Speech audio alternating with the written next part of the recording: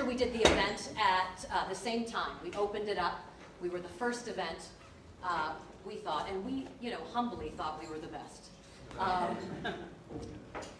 And we're hoping that today's event's going to be not the same. We're hoping it's going to be better. I'm Tara Nathan. I work with Mastercard. I run our humanitarian and development business at Mastercard. Interesting juxtaposition of terms, humanitarian and development and business, right? I run essentially a social impact enterprise. And what it does is it has a dual mission. I have a very clear development mission to use digital technologies to create infrastructure to extend critical services to marginalized communities around the globe. But to do so in a commercially sustainable fashion, in a way that's scalable and sustainable, bridging that divide from humanitarian to development. So last year, this panel introduced a concept called the new humanitarians. And at the time, it was considered a little bit controversial. But what happened was we had a bunch of people on stage where it was corporates, it was social media mavens. I think some of you might be in the audience, people who just tweet for a living. Apparently that's a living, okay?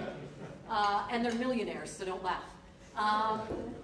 Local entrepreneurs, local NGOs, but a lot of new actors. And these new actors said, we want a place on the stage because we also believe in serving humanity. Now, for sure, the point was very well articulated that this is not supplanting the traditional humanitarian actors who have spent decades serving marginalized communities in contexts that others dare not go. What do we want for today? We've all sat on panel after panel called blended finance or called public-private partnership, or frankly, something like this, accelerating investments and SDGs, and you've heard these words before. We don't want to talk about that.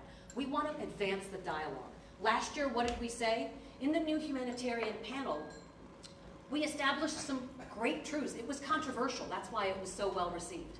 It was controversial because we said, look, why is it that we all collaborate fabulously on Davos panels and we're all in violent agreement, and yet when it comes to acting in the field, we're unable to do it? We're stymied, we're stopped by one-year contracting processes, by mistrust, by all kinds of these words. We don't get to the field, and that's what last year's panel teed up. Today we want to advance that dialogue. So we've brought in the big guns. We've brought in heads of private sector corporations, heads of UN agencies, heads of donors, okay? Social impact entrepreneurs. And today what we want to talk about is how to move that dialogue forward, how to tackle the thorny issues. We want this to be a controversial discussion. We want it to set the tone for Davos, to set the narrative for Davos and what we talk about. So with that, I will turn it over to our partners at ODI. Louise Jackson is the head of digital societies from ODI, and she's going to present some quick findings on some research that was conducted. Thank you.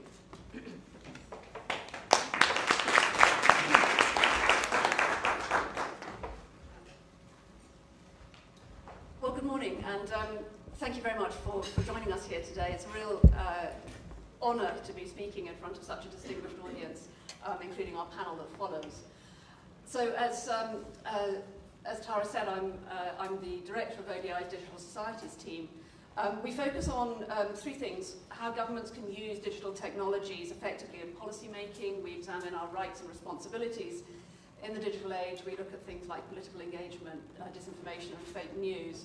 But what I want to talk about today is one of the things that we're particularly keen on, which is bringing out the human face of digitalization, uncovering the stories that people tell us about how digital technologies shape their aspirations for decent work and fulfilling livelihoods. So this morning's presentation, I'm going to be talking about what young people have been telling us and our collaborators on a project called Youth Forward. And I want to put this in context.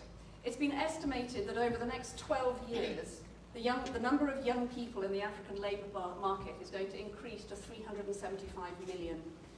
The IMF says that population growth on the continent means that by 2035, there will be more young people entering Africa's workforce. Oops, sorry, slide missing. Start again. So the IMF says that population growth on the continent means that by 2035 there will be more young people entering Africa's workforce each year than in the whole of the rest of the world. World Bank research tells us that by 2050, over half Africa's population will be under 25 years old. And a participant at the UK Africa Investment Summit just yesterday said that by 2030, 42% of the world's young people will be in Africa. So creating decent work for this number of young people is a staggering task, and it's going to require a sea change in how we invest in young people's futures, jobs and fulfilling livelihoods. So the Youth Forward initiative is a 5-year partnership supported by the Mastercard Foundation, and it works in the agriculture and construction sectors in Uganda and Ghana. And it's aiming to support approximately 250,000 young people in 3 ways. It offers internships and mentorships to help them understand business.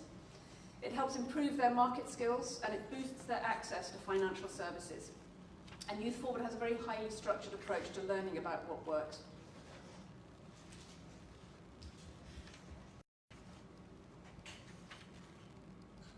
So there are 4 consortia. There are 2 in Ghana and 2 in Uganda. And between them, they work with 28 different enterprises. So the Masso consortium up at the top,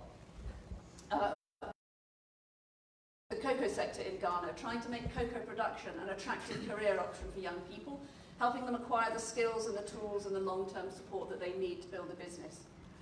YEDA down at the bottom left, that's the other consortium working in Ghana. It works in 5 of Ghana's largest cities, and it provides disadvantaged young people with employment and entrepreneurship opportunities in the construction sector. In Uganda, the YETA consortium helps young people develop commercial enterprises across agricultural value chains in the north and the midwest of the country. So that's both working with on-farm and off-farm enterprises. And Dynamic is also in Uganda. It's trying to reduce barriers to youth engagement in agriculture. And it supports both formal employment and self-employment. And it's aiming to give young people options, both to raise their levels of income and also make their livelihood strategies more resilient. And we're going to hear from 3 of the Dynamic partners later, Akorion True Trade and M. Omulumisa, as well as from Phoenix International and the Digital Opportunity Trust from the Smart Communities Coalition. And our role in the project is to develop an evidence-informed understanding of what people's needs are, and what young people's needs are, and how the Youth Forward initiative can best meet them. So we help 2 local organisations, we help the 4 consortia and national youth engagement groups to get policymakers' attention. And we work with young people to uncover their stories, this human face approach that I was talking about earlier. So these are some shots from a participatory photo project that we did with the YEDA consortium in Ghana. We wanted to bring out the voices and the aspirations of young people training to work in the construction sector. So the young people themselves took the photos, or clearly some people, they had them, other people took photos of them. They put them together in a slideshow, and then they narrated their life stories over the top of that slideshow. And it's a really powerful thing to watch. It's very, very powerful indeed. And I want to pick out the woman in the yellow coverall in the bottom right of the picture. She's Ruth Madufia. She's a welder. She lives in an urban slum community. And her aspiration is to be a role model for young women entering the construction industry in Ghana. And in 2018, we were absolutely delighted that she was included in the BBC's list of 100 inspiring and influential women from around the world. So this is a picture from YETA. This is a village savings and loan association operating in Uganda. And one of the key issues that Youth Forward addresses is access to finance. Because accessing finance for small-scale enterprises is not just an issue for registered businesses. It affects young people's ability to find and create good jobs for themselves. And given the scale of the youth unemployment problem that I mentioned earlier, this means that access to finance for young people is going to be a big part of the wider development agenda. So I want to highlight 3 things from the Youth Forward research that I think are relevant here. First is that poor access to finance limits young people's options to scale up businesses they're already involved in. But it also limits R&D, and because of that, it limits the development and launch of innovative technologies. And we'll hear about some of these issues shortly from our partners. But the second is that a combination of high interest rates, a lack of trust in financial institutions, and poor financial literacy makes access to financial services nearly impossible for young people. So our research showed that before their engagement with Youth forward, many young people didn't open bank accounts because they were worried the bank was going to run away with their savings. Or if they did open an account, they didn't know how to use it, or they didn't know how to manage it. And a high proportion of young people's bank accounts quickly become dormant. So what our Youth Forward partners did was to give young people training in financial skills. And this changed their banking behaviours. And it led them to engage much more fully with either formal financial services or with structured community-based financial services such as village savings and loan associations. And both are equally valuable in helping young people get small businesses off the ground. And the initial investments that they need can be very small indeed. Might be purchasing a few tools so that they can begin to work in the construction industry. Or buying some seeds, some fertilizer, and perhaps a few small animals like chicken or goats, so that they can begin independent lives themselves as farmers. They might just need a loan simply to register themselves as a small business. But having better financial skills also increased the total amount of money that they saved. They understood the value of savings, both from a personal and a professional perspective. And the training that the Youth Forward partners gave them also helped them get to grips with mobile money, which of course is now such an important part of business. But digital literacy remains a problem. Young people need to be taught how to use technologies for sharing information, such as apps that connect traders and sellers, or integrated voice recognition technologies that use mobile phones to connect people who still don't have internet access. Last August, the Ministry of Agriculture in Uganda listened to young people and in youth groups, and they launched something called the Kilimo Call Centre. And this is a toll-free line that farmers can use. They don't need a smartphone. They can have an old Nokia type phone. But they can use it to listen to standardized guidelines. They can get answers to questions about crop or livestock management, about disease control, about access to credit, about the weather forecast, about what markets for inputs and outputs are doing. And they wanted to create jobs for other young people along the agricultural value chain, and the young ICT experts were there to help them. And this is the sort of infrastructure that we need to help young people make the transition from analog to digital. And what this points to is the importance of building partnerships based on a full understanding of what people need. So when financial institutions lack the understanding needed to design services that are relevant to young people, when program implementers don't give young people the training they need to enable them to be better informed, together that builds a mistrust that prevents progress. And I think that's the point, is that interventions that invest in and help young people need to be co-designed with them. We need to involve young people from the start, understanding their aspirations and their frustrations in this digital age, and then working with them to help them get to where they want to go. And where there are strong gender norms, such as in construction and agriculture sectors, we must think carefully about how we engage so that we can encourage young women to enter the workforce on their own terms and build a career that leads to their economic empowerment. Collectively, we need to reduce the challenges around financing, infrastructure and technology, and develop meaningful and mutually reinforcing partnerships that bring out real change. 2030 is only 10 years away. I've got two daughters just entering the job market now, and it's their generation who are going to be holding our generation to account in 2030 for our ability to help today's young people create fulfilling and sustainable jobs around the world. So the panel will address challenges to accelerating investment, but it's actually not a question of the amount of investment that's available or what we invest in. We need to review and revise how we invest, through which partners and under which conditions.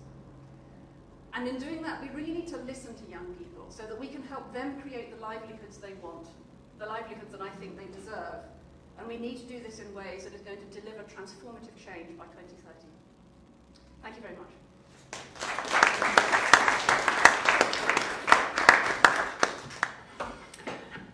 Good morning. So my name is Edie Lush. I am the executive editor for Hub Culture, which is the ice house, the place that you're in right now. I also have a podcast called the Global Goals Cast, which Mastercard has very kindly sponsored for the last few years, and was delighted to hear that Rose will be bringing Mastercard back this year. We tell the stories of the champions who are making the world a better place, because we know even though all of the challenges that we've heard facing now, this is a world in which there's never been a better time to be alive. There's more access to education, there's more access to electricity, there's more access to opportunity.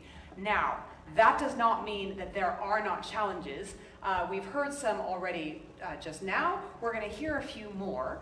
I want to just introduce the companies. We're going to see a few videos. We're going to have an expert panel respond to some of the challenges that have come through from the videos.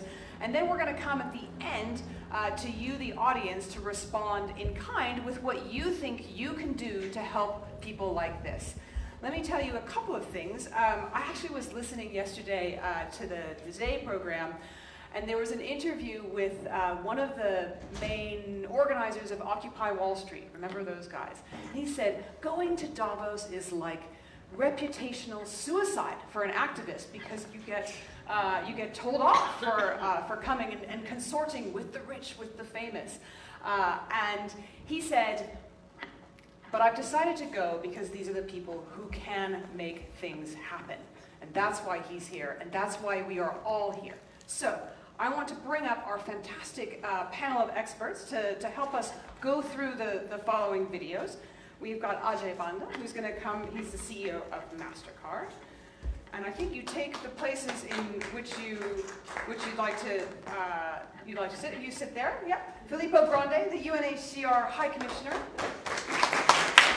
Suma Chakrabarti, President of the EBRD. Barry Martin from Rabobank. Rachel Kite from the Fletcher School. Wanjoy Indroji, who's the President of the Nelly Group Enterprises and WEF Global Shaper. And that is our fabulous panel. All right, so we're going to see a few videos from some social enterprises and from startup, some small companies. Let me give you a very quick introduction to who you're going to see. You're going to see True Trade, a social enterprise that works with smallholder farmers. Acorion, an ag tech company, which is working to digitize the agricultural value chain. Phoenix International, energy and financial services. And as you heard mentioned just a moment ago, Pamu Lumisa, an ag tech company that also works with mobile, linking farmers to suppliers. We've also got Digital Opportunity Trust, a charitable organization and social enterprise, giving technology, entrepreneurship, and leadership training. So we're going to hear about 3 challenges that these companies face. The first one we're going to play is some shots on the challenges they face in financing. Financing is critical to enable these enterprises to take off and to grow, to get to scale. And there's still a financing gap. Impact investors have a very low appetite for risk. There needs to be a convergence of sectors to enable us to provide a pathway from just innovative ideas to proof of operational concept, proof of commercial concept, and then scale.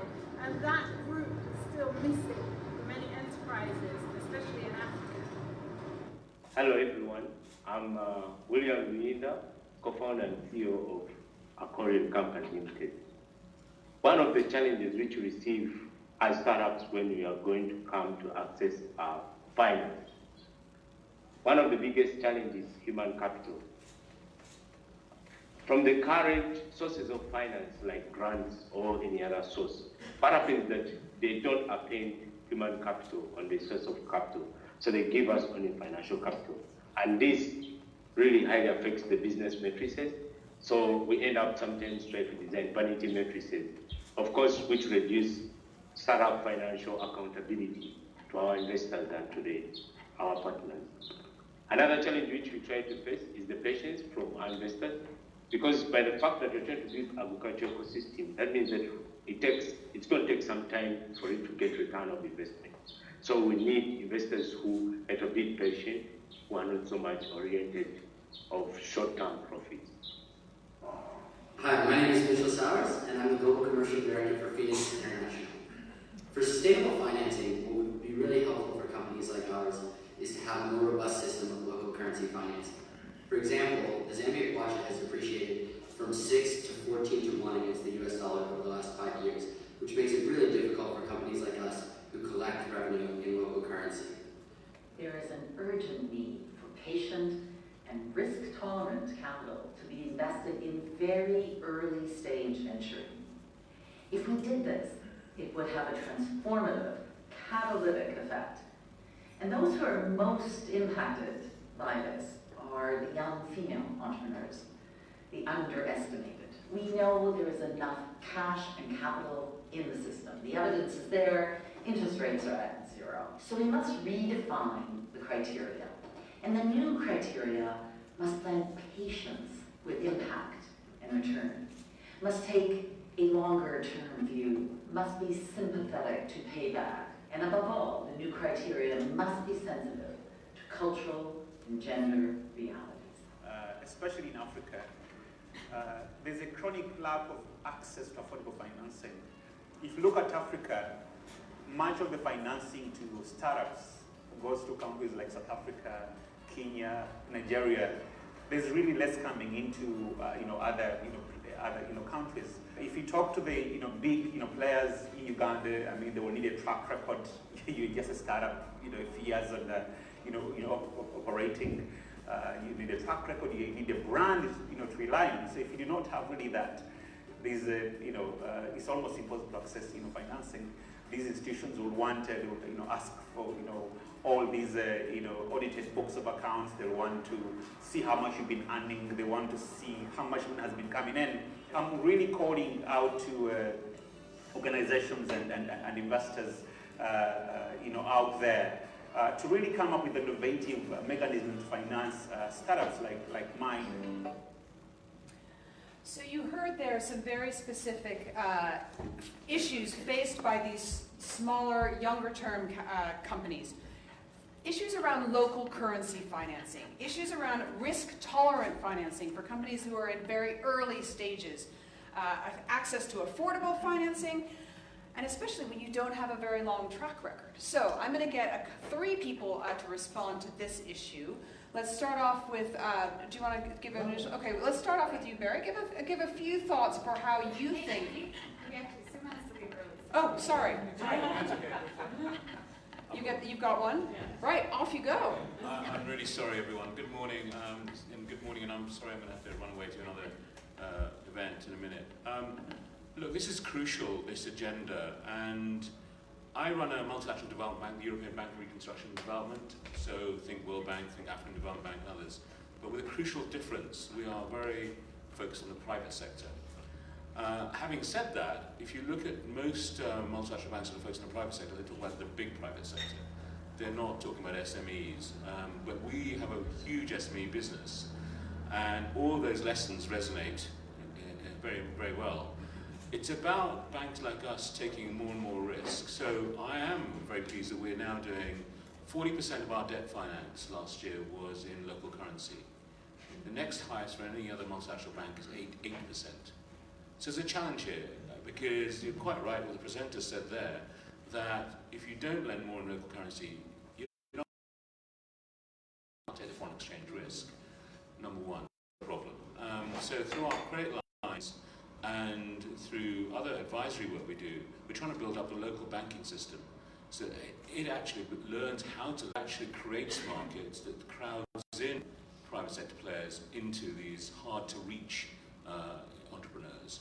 And I think the MDBs, if I'm fair about this, I think we have a mixed track record on this.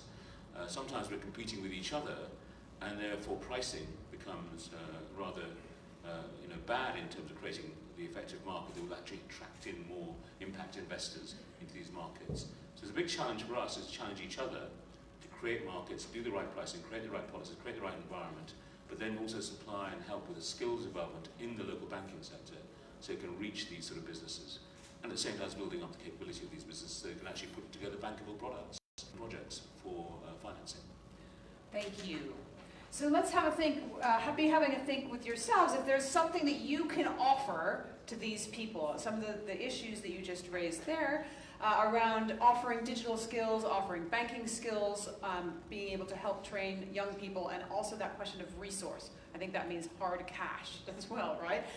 Let's hear from you, Barry, just your response to what you saw in that video.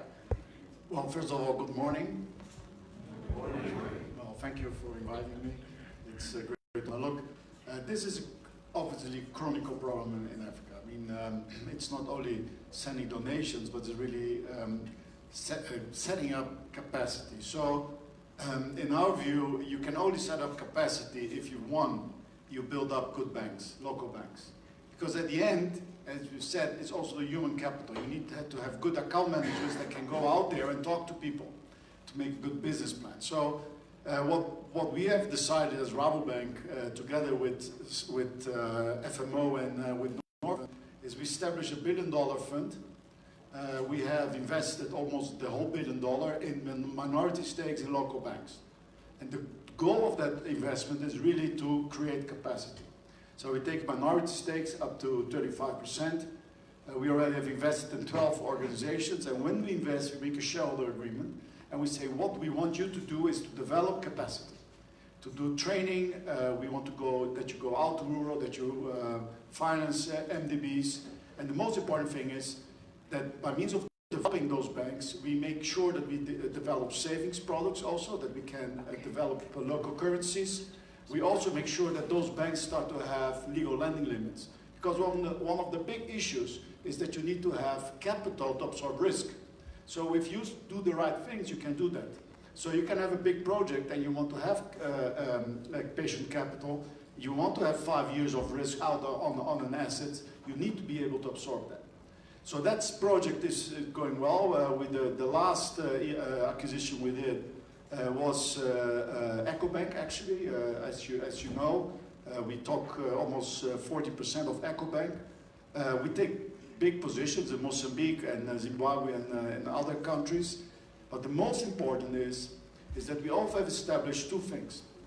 The first one is that we bring every month people out of those banks into Utrecht, the Netherlands, and show those how does the international bank work. They go through the departments, they stay 6 months with us, so they learn how a bank is organized. And the same thing is we send our people out. So imagine that you are running a treasury in Dar, right? So you have a lot of issues. You want to have those skills of running the treasury, because if we want to have a robust financial system, you need to develop those banks, because that's the way it goes. So yes, I fully agree with that. But as we sit here, we have to partner up to make sure that those systems, those local systems, and ABID is a big partner in that, become robust. We have the right people and we have skilled people. Because banking is about policies, yes, it's about procedures, but most importantly, about having people and capital. Thank you. All right, Ajay, can you give us your thoughts finally just on this financing sector? So first of all, thank you all for being here. Thanks for all of you to come. I spent many years working in the emerging markets before having the good fortune to come and work with a big bank in the US and then find my way to Mastercard for the last 11 years. I would tell you that just as in education we talk about not everybody should go to college, but you should have community colleges that give you a level of training that is appropriate. You need community banks. Because these larger institutions of banking, Rabobank is a unique animal. It is not a normal large multinational bank. It's constructed in a different way. But most banks, I worked at Citibank, for all the good intentions we had, it's very hard for a global banking institution, an MNC, to find its way to do the kind of lending that both of you were just describing. And so you need community banks who understand how to raise local currency financing and then how to extend that out in the market in a way that makes them part of the community of that space. That's one part of the story. Another part is the difference between debt financing and equity financing. Financing is a big word, and people mix it up. A lot of entrepreneurs who already have some small micro business, they will be content getting some degree of debt to be able to expand their operation. But a number of people who are starting fresh are actually looking for equity. And equity financing is a completely different animal from debt financing. So in places where we're doing debt financing, we take small micro entrepreneurs who are already buying produce from someone, digitize that supply chain, and using AI today, you can use that digitized supply chain to underwrite them better than any credit score would do for you. And so that actually works, and it works in collaboration with companies like Unilever who are doing it with us for their micro merchants. But that's not the same as equity financing. Equity financing is a different animal altogether and requires the conversation that a couple of the ladies who were speaking were talking about patient capital and longer term views and so on. And I think there's a whole stream of thought about how that needs to be done. We're investing in something called StartPath. StartPath looks at 2,000 small startups every year and invests in 40, 50, 60 of them every single year. Small amounts of money, $10,000, $100,000, $25,000. We do not actually take equity in them in the beginning. Because if you take that equity in the first round, you squeeze the oxygen from them to be able to raise more capital later. So we give them the money saying, go ahead, and after a year, if you're doing well, we'll begin to convert that to equity, a bit like a convertible equity offer. So you could do this smart if you want to. And then the third element is to your point about competing with each other. To be completely honest, and I've said this in the past, one of the biggest problems is we're all reinventing the damn wheel. And the wheel is just one wheel, it goes round. But all of us keep reinventing infrastructure, we keep reinventing the tools, we keep reinventing the go-to-market models, and that is such an inefficient way of doing business. If instead we took platforms and used the platforms to be interoperable, and then allowed the government agencies or multilateral agencies to not be bound to one vendor, because each unique system gets you bound to one vendor. If you take interoperable infrastructure, you can switch in and out of anybody at your advantage and at a lower cost. I think there's a deep learning there to the point you raised about not competing with each other and trusting each other adequately to make things happen. Because the real challenge is to get money out there, not to figure out who deserves more credit for the money being given. I think that's the issue. So. Thank you very much. So that concludes that financing section. We're going to allow Suma to go. Thank you very much for being part of the morning panel. So the next video we're going to watch is going to address this challenge of infrastructure.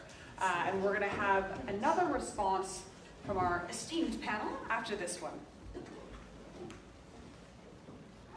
So technology can play a huge role in bringing about this change. There's been huge leaps forward, both in the tech and in connectivity across rural Africa, that's creating opportunities for youth to achieve the Sustainable Development Goals. But it's more than just the tech. It requires infrastructure development and investments in human capital to be able to use that and create new ways of doing business. All right, another problem or another challenge which we face is digital infrastructure to our agents like the in form of a smartphone which we have, in form of power, in form of digital literacy. So it's so expensive for us organizations like such as startups, basically fuel the capacity of Justine to be able to use our phone with our phone of us a basic phone which cannot run itself. So we find it so challenging for us to build that particular network of such digital enthusiastic young leaders who can help us to provide services the way Justine provides correctly. Then lastly is the digital uptake, technology uptake. Farmers like already find it so challenging for them to trust technology, for them to be able to order from a bag like this of fertilizer through technology and to receive it. So we have to incur a lot of costs and patience for us to build, to mobilize this for them to, for it to stick to their mind so that they can trust it. So we heard some challenges there around digital challenges. Rachel, I want you to respond to this one. Give me your experience on how you think this challenge can be addressed. Well, thank you very much. So I want to actually link the conversation about infrastructure to the conversation of finance, because that's where it starts to break down. I think the important thing to note is that there's an extraordinary amount of innovation, and there's an extraordinary plethora of smart infrastructure startups, clean energy across sub-Saharan Africa, in the agricultural sector, extensions, etc. So there's no deficit there, and frankly speaking, there's no problem of money. Just to link back to what Suma said, if you look at the MDBs, they have put in the last 15, 16, 17 years about $5 billion worth of investment into banks in sub-Saharan Africa alone, to then extend as credit lines or guarantees or whatever to SMEs and micro-enterprises in Africa. But that money is sitting in those banks. It can't get on lent because the rules are too strict, they're too difficult. Those banks are not actually incentivized, as we were discussing together. So there's plenty of money, there's plenty of innovation and entrepreneurship. It's in the middle. And the financial sector discussion is often too divorced from what's going on in the real sector. So these are the agricultural needs. This is the youth population. This is the SDG. This is what the national plan is. And how do you bring the central bank that has to have the ability to manage digital money in the economy? How do you bring the finance ministry? How do you bring energy, agriculture together so that that actually works? What's happening is underneath all of that, because that conversation is not happening, is individual entrepreneurs are getting access to some kinds of finance, either through philanthropy or through NGOs, if they're lucky, through a community bank or a microfinance enterprise or something that's going on in their area, and they're stitching it together. In the energy sector, which I've studied the most closely, if you wanted to borrow anything from 100,000 to 5 million, you really couldn't get it on decent terms. If you wanted below 100,000, you were really at the mercy of whether philanthropy was interested in your country or not, or whether or not there were NGOs with active programs. Above 5 million, you could get money, but it would be too expensive. And we used to joke that the NDBs were too cheap and therefore competing with the private sector above 5 million, and below 5 million, they were too expensive and they would push you out of business. And so it's not like we don't know how to do this, as Ajay was saying, but I think this question of platforms bringing everybody together and then being able to hold our attention long enough so that you can allow 10, 20, 30 clean energy startups to come forward to develop. Some of them will fail. This idea in development that every small business has to succeed, which is not the case in the developed world, also has to be dealt with. And therefore we have to deal with the politics behind the aid, and every aid project has to be a success. And the pressure, and that's where philanthropy, I think, can hold the politics back. So I see extraordinary opportunity to actually fill the gap of energy needs in sub-Saharan Africa. Small, medium and large-scale entrepreneurs coming in with clean energy solutions. I see that we know how to do this in the financial sector, but those two conversations don't come together in geographies that are actually, other than Davos, right? So in an actual local area in a given country. And then we just don't have the patience. Even patient capital is 3 to 5 years. That's not patient capital. Patient capital has to be to 2030 or beyond. So I think it's the stitching of all of this together that's the complicated bit. When you break it down, we do know how to do leasing of agricultural equipment at a decent rate of return. We just don't know how to do it at scale yet. Thanks. Filippo, can I get you to respond to this challenge around infrastructure as well? Well, I'm not sure I can respond to this question. I'm a bit the odd person out here. I'm not an expert in financial matters. I'm not a banker. I run an organization that deals with refugees. So I'm going to introduce a few additional complicating elements in this discourse. Because I heard earlier Suma talking about hard to reach investors. My organization deals with maybe the hardest to reach investment situations or investors.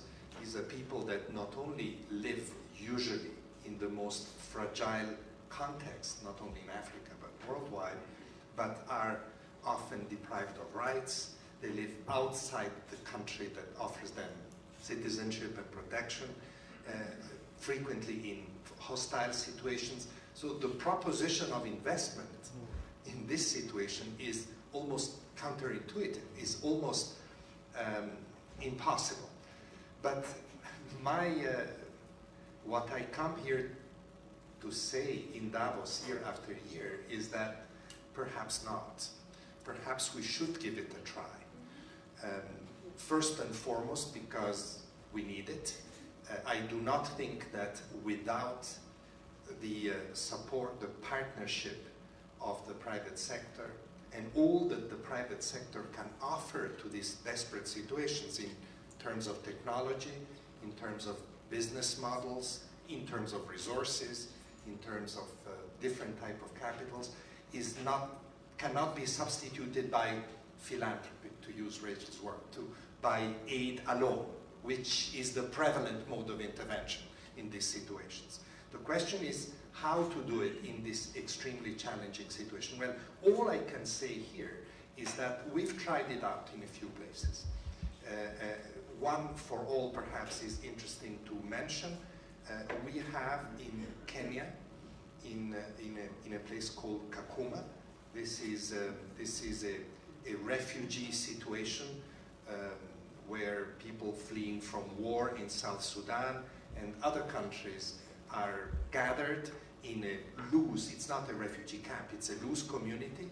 There you have a combination of interesting factors that make investment attractive, or attractive is maybe a big word, but possible.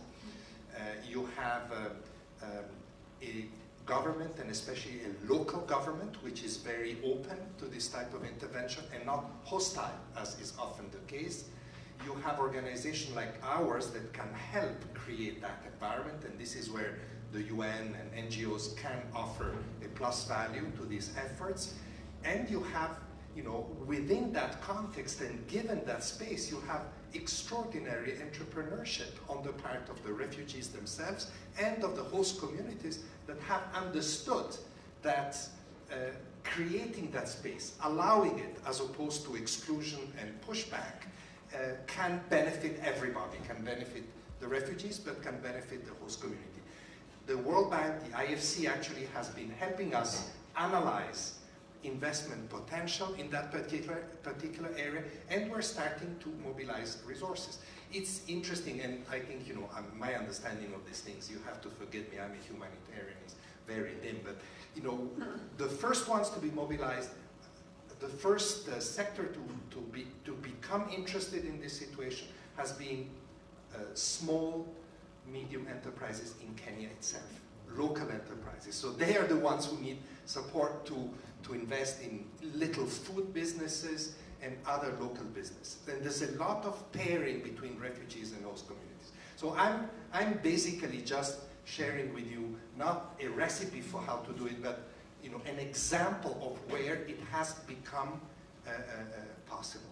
One final or two final words. One is, I heard many times the word patience. I heard the word patience in the videos. I heard the expression patient capital. I like it very much. We are very used to patience, but we understand that the business community is much more impatient than us.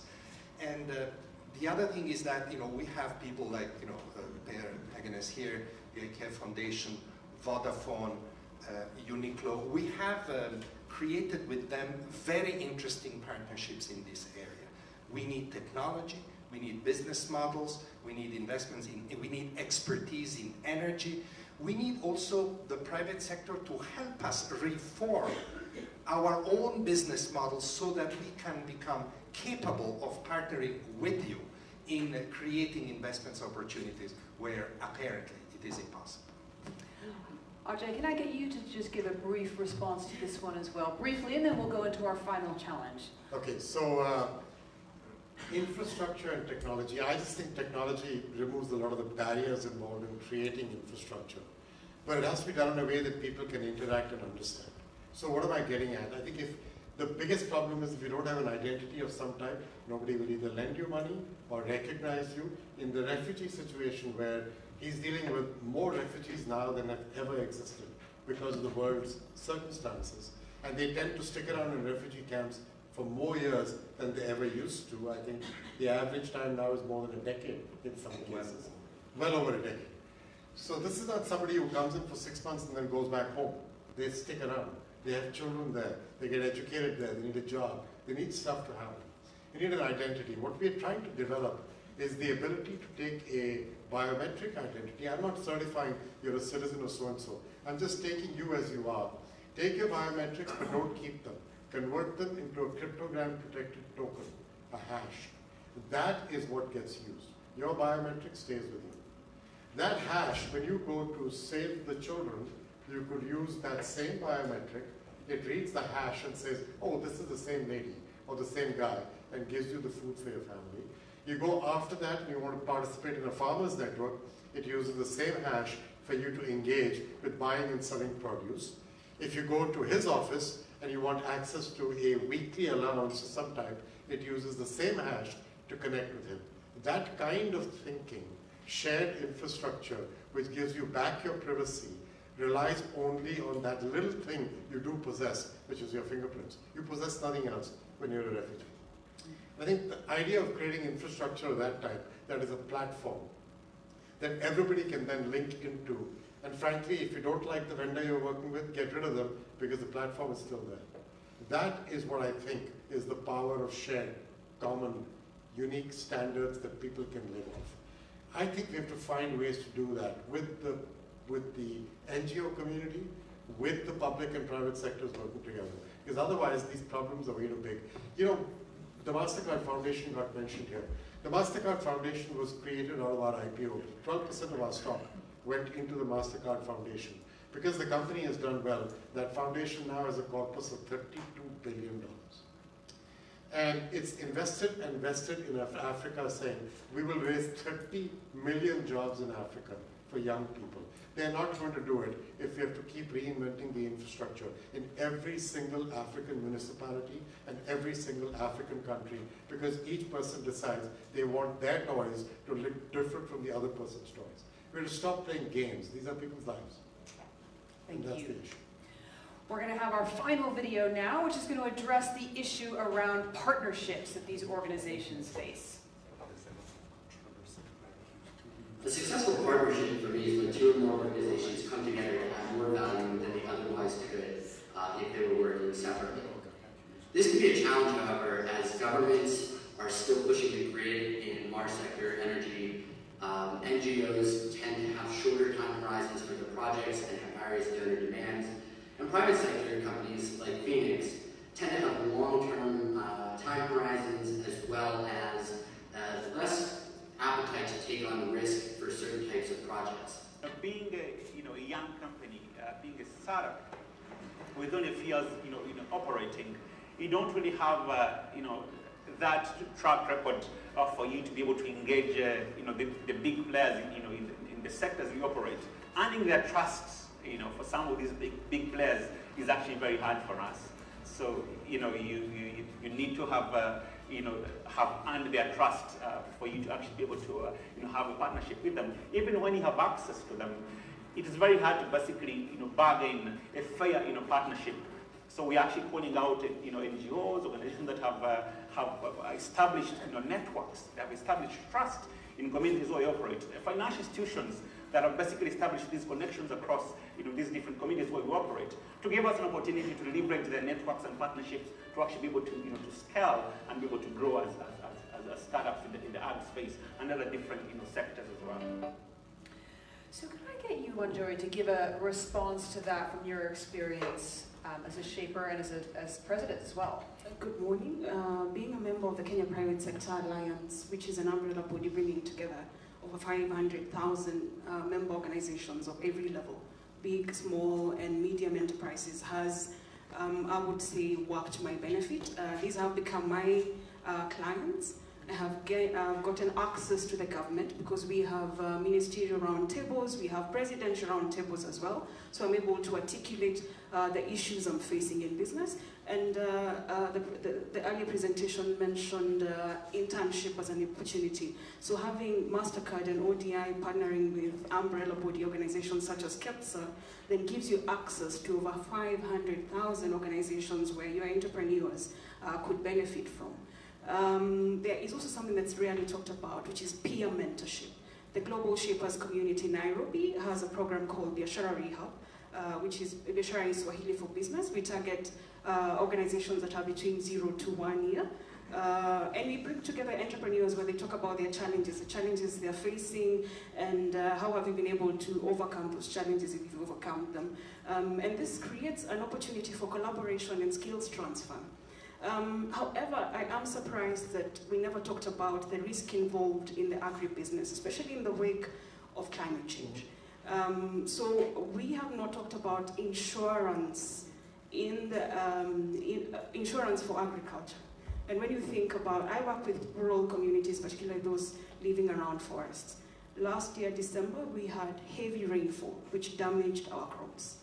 Early this year, January, before I left Nairobi, it was raining. We don't have rain in Nairobi. We're talking about severe drought. So how are we cautioning entrepreneurs when we talk about the quality of products from the farms?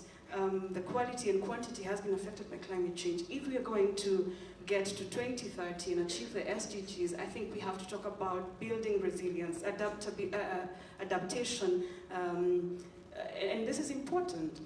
Allow me to also talk about water. Water shortage is another thing. So we have excess rainfall, we don't harvest the water, and then we have drought. So farming is also affected. These are very, very serious issues that are facing farmers in Africa. You mentioned community-based banks. There is something called SACCOs in Kenya, where members guarantee each other, so they're able to borrow from each other. So if you've saved 100,000 Kenya shillings, you are entitled to 3 times the amount that you have saved, which helps, which is an easy access to financing. So if ODI and all the partners in the room were able to come and support these circles, which have membership of about 1,000 members, 5,000 members, I think that's a huge pool of people who could benefit. And that addresses and helps mitigate the many requirements from the banking sector. When you come to the digital literacy issue, you know the mobile penetration is quite high in Africa, and every phone has an SMS. So when you talk about bulk SMSs, for instance, that's a way of circumventing the digital literacy issue, and everybody can send an SMS. So if you're sending out messages on markets, on the weather, I think SMS is a good way and a good place to start. Thank you. Thank you. So I want to get just a short response from everybody on the panel to this idea around partnerships. Do you want to have a go first, Barry? Well, yes, sure. Look, we as Rabobank, we are a cooperative bank, so we are a partner bank by definition.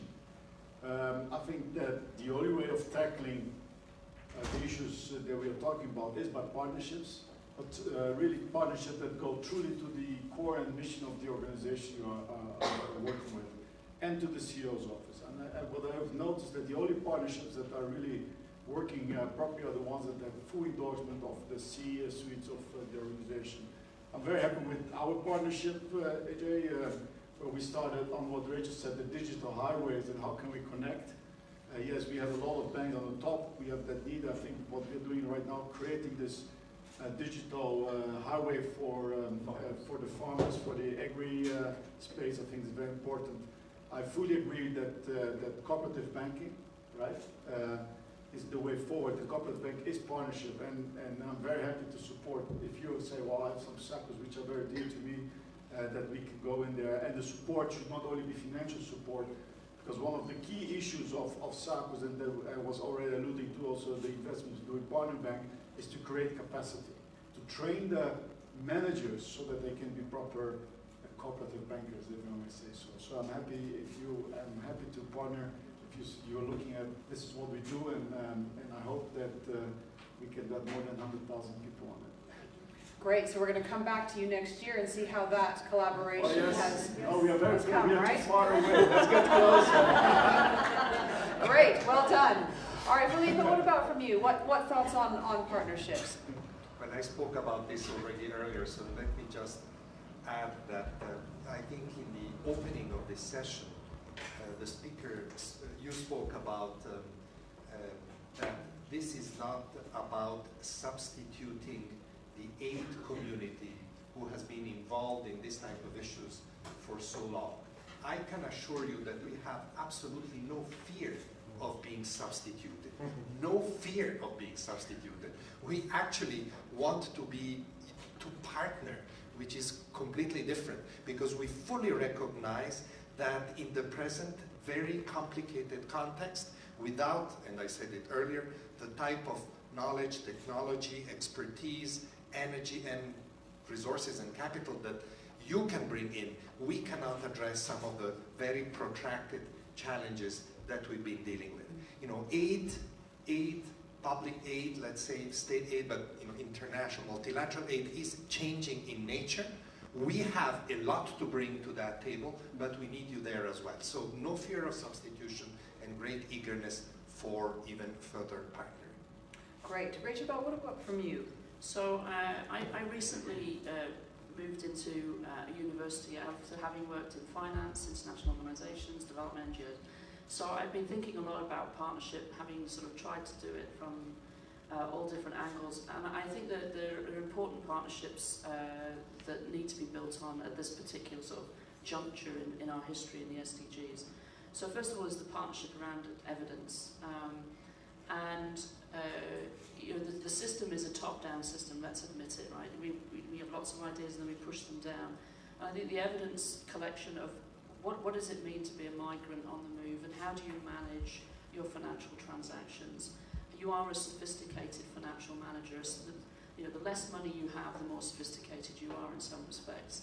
And so some of the work that we've been doing at Fletcher School with many others in the room, so just tracking a migrant on the move and how they manage their financial transactions and what it means for them to get access to a financial system. So I think that partnership is needed sort of to bring the bottom-up view into the room. So if you're sitting around a table like this, that the ultimate client, the ultimate beneficiary's view is being heard in the conversation. The second one is really, the second point I want to make is the one about the partner in the room that can afford to take the long-term view. And that is often a philanthropy or a foundation. Mastercard, you do it. IKEA's in the room. My old extraordinary partners in sustainable energy. You know, when you take a 10, 15-year view, you can bring government, you can bring international organizations, MDBs, national government, others to the table and hold them there long enough. And I think that that's an extraordinary important part of partnership. Thank you. Ajay, a final word from you, and then we'll go to the audience for what they might be able to bring as well. This final word, jazz. Okay, so... final word, jazz. That's a good phrase. There you go. Partnerships. I would build off two things. One, what Philippa said, one, what Rachel said. I believe that there's not enough money in either the social sector or the government sector or philanthropy. Not enough money, technology, expertise to solve the problems we're trying to solve for. And so we need partnerships that are not the usual ones, that come together to make things happen. And the fact that you need them to make you learn what comes from the bottom up is the other part of this. You know, 2 years back, Tara had a meeting here at launch. It was called the Smart Communities Coalition. And it's been slow going. Now we've got the UNHCR as a member as well, but there's 50 plus members. Microsoft, Accenture, Shell, UNHCR, Mercy Corps. We've got pilots going on in Uganda, Kenya. I think that kind of crowdsourcing, which forces people to come together to build these partnerships that we're all referring to, the farmers' effort on agri-exchange we're doing, these kinds of things, the chit fund idea in Kenya, those are things that are not usual.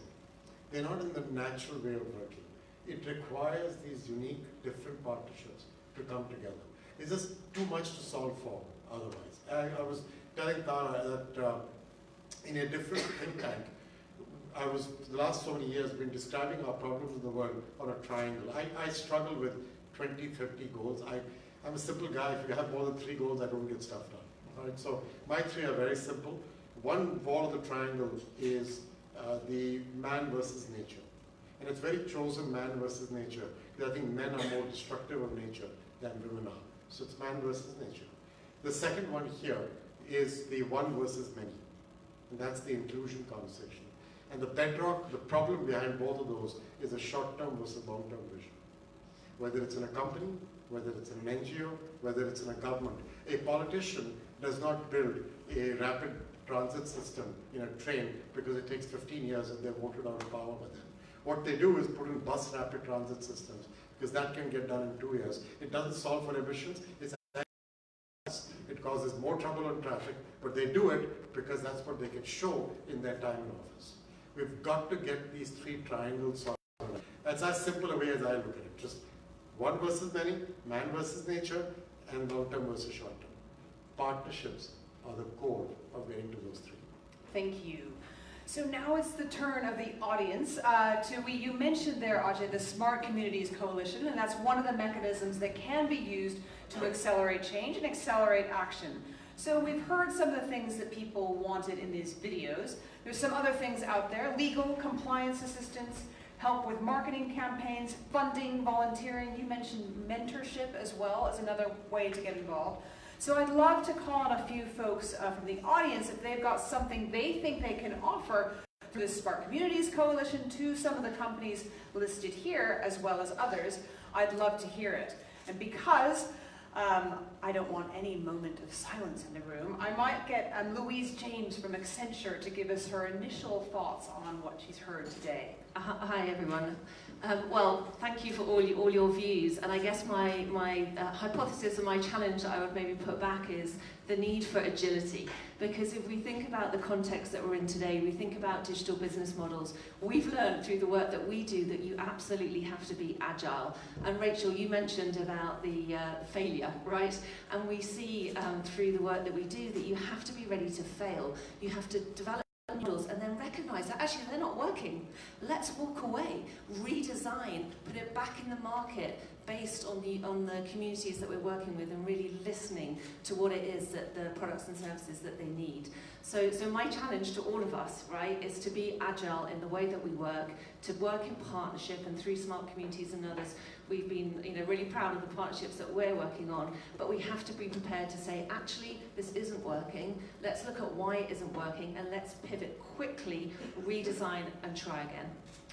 So you could bring, do you think, to these folks that you'd like to be able to offer? Could you bring that ability to train them to be agile? Yeah, I mean, we do a lot on human-centered design, and that is an absolute tenet of the way that we work in really putting the person that we're working, whether we're selling them a product, whether we're giving them a service, that way of working in that HCD way, I think, is absolutely critical. And the other aspect I would say is around skills. Actually, Accenture, through its philanthropic focus, does a lot around digital skilling. We have a workforce ourselves of over 500,000 people that we've had to all increase our digital skills ourselves. So that is so could you bring that digital skills through to some of these people? Would you be able to offer that? Yes, and we have a digital skills academy that we already work with many partners in how we can bring that. Great, thank you.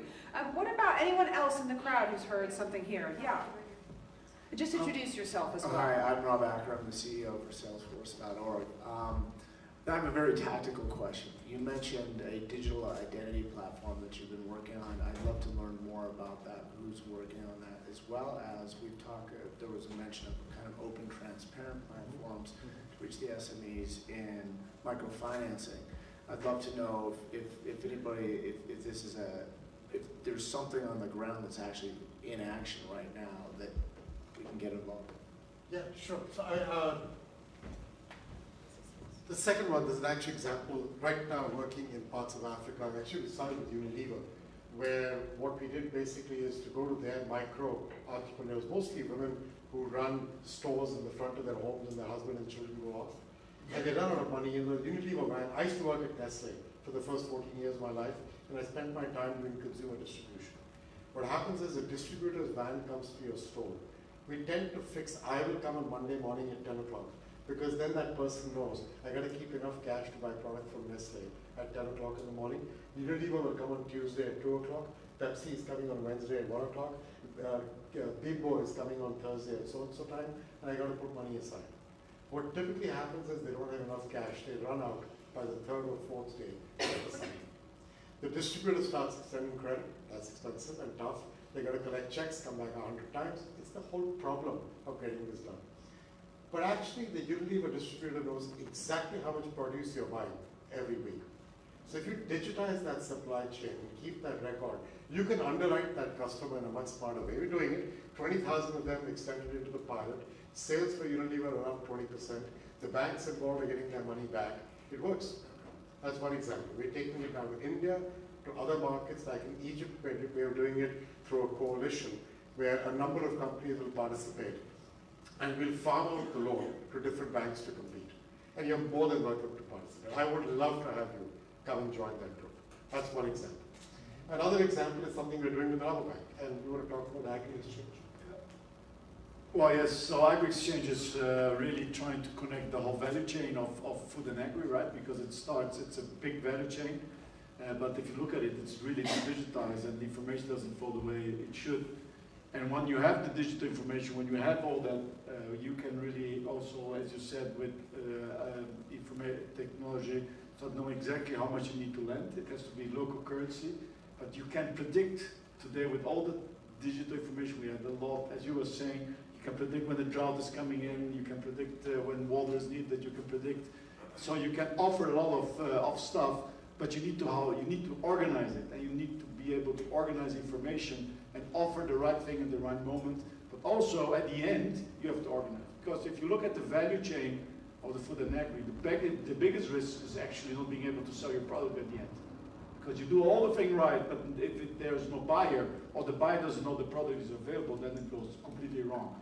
And that's where also the waste comes in, etc., etc. So what we're trying to do is to make a digital highway, make it the standard digital highway, so that we actually can make the produce flow on the proper way from the producer to the consumer. And well, there again, right, well, Salesforce, I mean, with the technology you have, it will be a great partner there. And back to the digital ID point, the lady sitting right next to you can connect you to the team that's working on it. It's actually both, completely ensures your privacy because nobody keeps your biometric. Second, it works online and offline, which is really important in all the circumstances we're dealing with. And so I'd love to do more. And by the way, Mark is a star. So if he gets involved, you guys get involved, it helps all of us. So thank you. Thank you. Great. Yes, one back here. Hi, my name is Andres Penaga with AB Inc., the beer maker. We have a similar solution, or at least attempting a similar solution to what you're describing, using blockchain technology with the help of BankU in Africa to give identity to small suppliers of sorghum and cassava. And it's the same concept. It has been running for around 6 months, and it works. Using normal mobile phones as the gateway into the system. That's great. Well, great. That's all great. The more the merrier. Is there something you could do together? Definitely. Okay, great. Thank you. Just here, and tell us your name as well. I'm Paul Phillips from Plan International. And Plan for many years has been supporting young people very much in these ways to become economically viable, but through philanthropy and grants and the usual aid system. But now, like other INGOs, we're looking at developing gender-lens social investment products and investment funds. What advice can you give to organisations like ours in the roles that we have in setting those up? I don't know. Somebody else try that one because my view is, look, first of all, I think if you can find partners who think like you and have similar cultural contributions to where you're going, I would tie up with a couple of them because I think the whole issue is one of scale. We've got lots of different efforts going on and scale is the biggest problem. So that's why even the blockchain pilot, for example, the identity, if their identity process and ours, we can work, ours is enabled both through blockchain and through other methods. I don't really care or have a view on which one of the underlying technologies is used. My general view is I care about the output. As I tell my employees jokingly, I don't pay for input, I pay for output. Right? Otherwise, you get people telling you how hard they're working. I'm not really interested in how hard you're working, I'm interested in what you got done.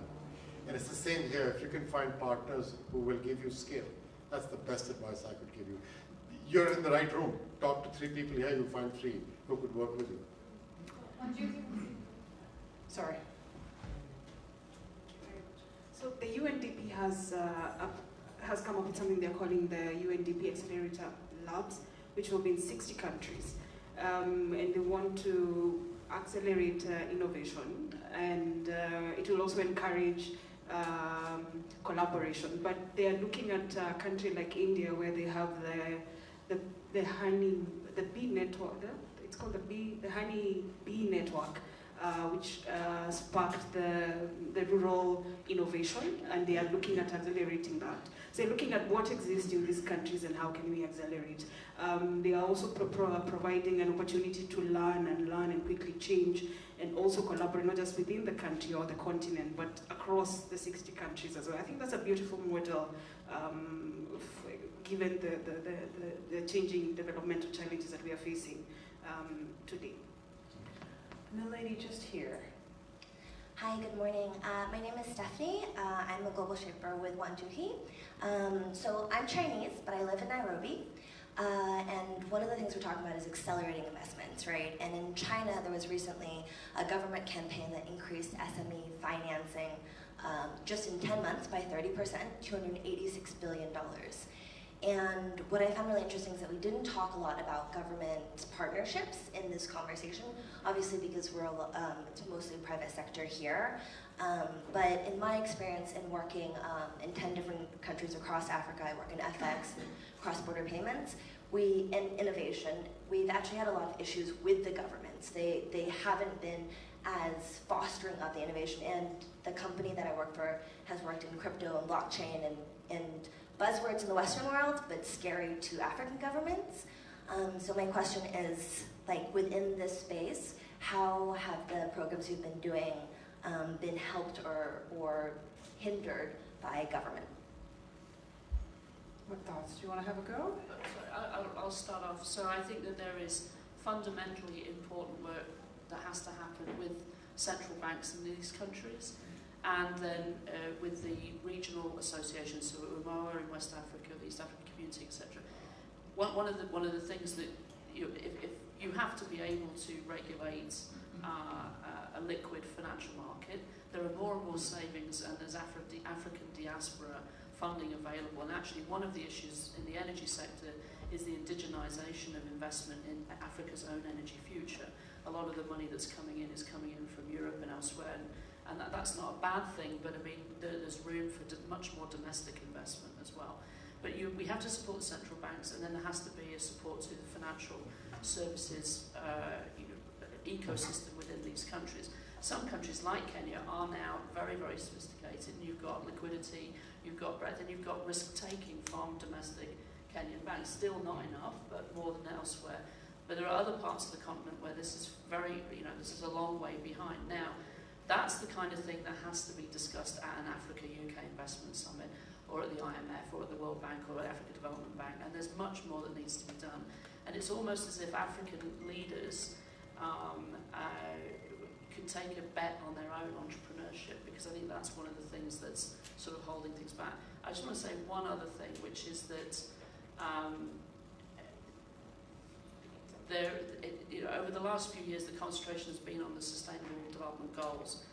The Addis Ababa agenda, which really dealt with how is this all going to get financed, often gets left aside. But there's some very fundamental issues there, which unless they're addressed, it's going to hold back attainment of the goals everywhere, but especially in sub-Saharan Africa.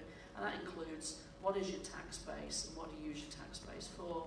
How do you use domestic savings? How do you stop money leaving the country and things like that? It's an unfashionable agenda. And as a non-African sitting here, we can point our finger across the developed world and across every country. We're no better in that respect. But this is going to be fundamentally an African agenda for African leaders, for the Africa Union, and having more regional markets, I think, will be important as well. I think very quickly I would say I've learned that the way to work with government, or the way to get government to do things, is through lobbying.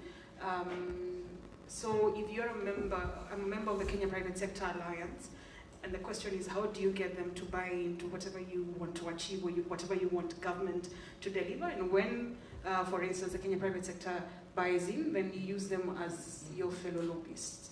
So I think government, it's about interest, and it's about getting more people to buy into whatever you're selling, and then using them to push government. Because there are people who have for instance, the president's here, and they will be able to convince the president, but you can't do it on your own. So you need to be a group of people, and I find that the umbrella body organizations would be the best. Yeah, I just want to add perhaps a more political perspective to this important question, because it is very clear, and believe me, this is our daily experience, that bringing opportunities, development, economic development to hard to reach areas, or God forbid, people that are even harder to reach, like in our case, refugees, people that are of no particular interest to governments, is not politically interesting, obviously. And therefore, you have to have government make that leap, which is complicated. This is where, if I can make a pitch, organization like, there was a question by Plan International, organization like theirs, like ours, we can offer some mediation space there. We can help. We can offer a platform to bring together different interests, because we have familiarity with these situations. We're able to translate some of that to people like you, and we are used to working with government. So we can bring that mediation bridge, and but for us also this is difficult, because these are not easy things to convince governments about, in part because there are ingrained practices, some of which are very negative, corruption and so forth, and part of it is because there's no political immediate interest, as Ajay was saying earlier. So in bringing that discourse of patience and long-term, your foundation of your triangle, to governments, we also need you in this role, because you can inject in that discourse that we bring to governments on institutional, political, moral grounds, you can bring the economic interest angle, which is very convincing with government. So together we can form a coalition to create that space. It will be difficult, it will be hard, but I think it is possible to at least expand it so that we can work more in the same space. We need to be wrapping this up, but just one more comment here. Sure. Two parts. My name is Connie Collingsworth. I'm the COO of the Bill and Melinda Gates Foundation, but I wear a second hat as chair of the Board of Women's World Banking. And on the point about government, the Alliance for Financial Inclusion is an organization that the foundation helps support, which is another mechanism for the governments to have common standards, which is part of the issues with respect to banking regulation. But on your point relative to scale, Women's World Banking is a consortium that you work with, and so does Rabobank, with 50 different microfinance institutions, and they're a test pilot group to take some of these solutions and try them and share them, because a lot of that is what scaling's about. When you come up with these innovative ideas, how do you then roll them out versus going one by one, using intermediaries such as Women's World Banking, who's been around for 40 years, is another opportunity. Great, thank you. By the way, one of the least known things is the work we're doing with them on the Agri Exchange, the platform we built, was actually helped by funding from the Gates Foundation that enabled us to build a lab for financial inclusion in Africa, designed in Africa for African needs at the bottom end. They were the funders, they were the risk takers on our effort. Do you want to say something briefly? Because I can see time is a winged chariot. Rachel, you've got to go. Thank you so much. Final comment? Go on. Well, actually, I started to get some names here, so please don't go without exchanging comments. I wanted to say. But on the government, it's not only the African governments, okay? I think it's very important that we understand it's also the Western governments. Like my organization, we really suffer by the fact that we have this whole know your customer issue right now. That we, if you've seen how much capital has flown out of Africa because of the fact that the regulations have been drafted for Western and not for Africa. Yeah. So I think that's a very important thing which we also have to be very aware. We should be able to carve out, I understand know your customer, but know your customer is somebody who is just trying to get an ID and trying to get their payment, it's tough, right? So I really also urge everybody here to think about that. Okay, how are we going to find our customers so that capital actually can flow back to Africa? Thank you very much. So I think that is all we have time for. We've had some great actions come out of this morning. I'd like you to give my panel an enormous round of applause.